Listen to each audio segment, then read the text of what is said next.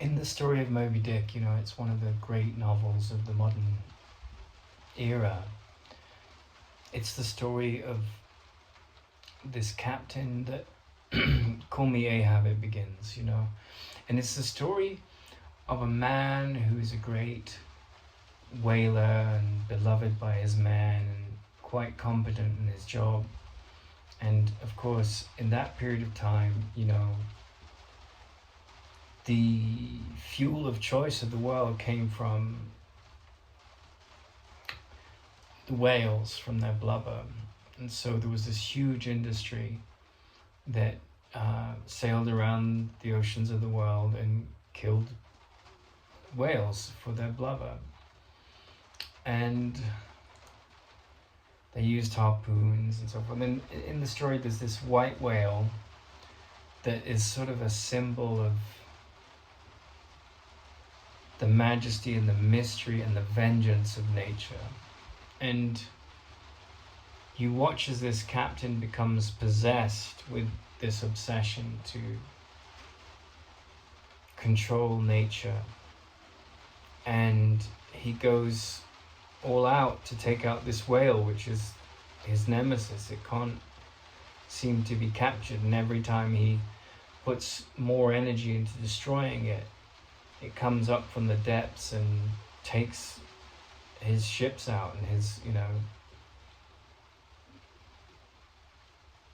this quest to conquer nature ends up almost,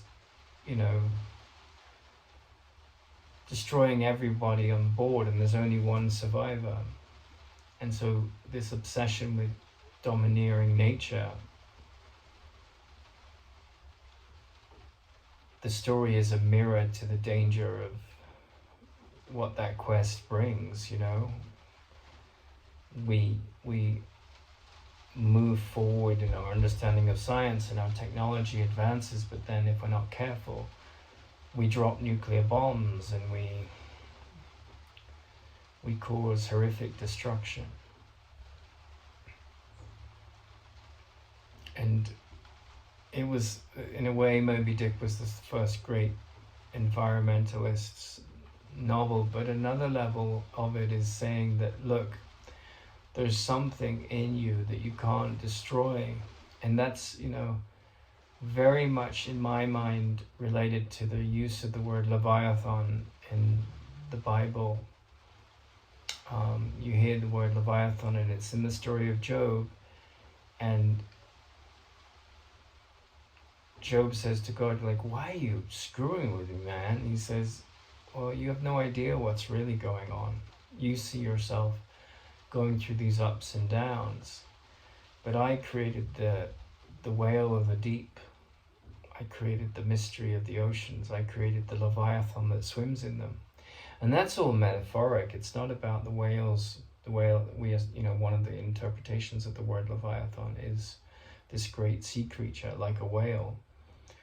But it's actually metaphoric. It's like you think that all these things that are going on in the world have anything to do